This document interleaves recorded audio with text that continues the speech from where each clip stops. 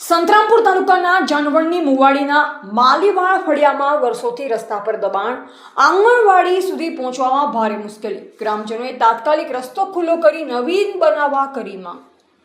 સંતરામપુર તાલુકાના જાનવડ ગામની જાનવડની મુવાડી સ્થિત માલીવાળ ફળિયામાં વર્ષોથી સ્થાનિક અમુક રહીશો દ્વારા જાહેર રસ્તા પર ગેરકાયદેસર દબાણ કરવામાં આવ્યું હોવાના આક્ષેપો ગ્રામજનોએ કર્યા છે।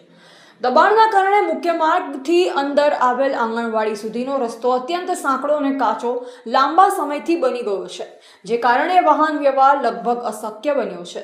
ગ્રામજનોના જણાવ્યા મુજબ હાલ માત્ર પગદંડી જેવો રસ્તો હોવાથી ઇમરજન્સી સમયે એમ્બ્યુલન્સ, ફાયર બ્રિગેડ સહિત અન્ય જરૂરી વાહનો અંદર પહોંચી શકતા નથી। ઉપરાંત આ વિસ્તારમાં આવેલી આંગણવાડીમાં આવતા નાના બાળકો અને તેમના વાલીઓને પણ રોજબરોજ ભારે હાલાકીનો સામનો કરવો પડે છે।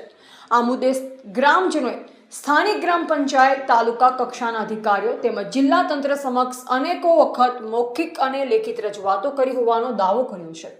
તેમ છતાં આજ દિન સુધી સ્થળ તપાસ અથવા દબાણ દૂર કરવાની કોઈ અસરકારક કાર્યવાહી તંત્ર દ્વારા કરવામાં આવી નથી, જે કારણે ગ્રામજનોમાં સંતોષ જોવા મળી રહ્યો છે। આ બાબતે ગ્રામજનોએ આજે મીડિયા સમક્ષ જણાવ્યું કે મુખ્ય માર્ગથી આંગણવાડી સુધીનો રસ્તો તંત્ર દ્વારા તાત્કાલિક સ્થળ તપાસ કરી દબાણ મુક્ત કરવામાં આવે તેમજ કાચા રસ્તાને પાકા રસ્તામાં પરિવર્તિત કરવામાં આવે।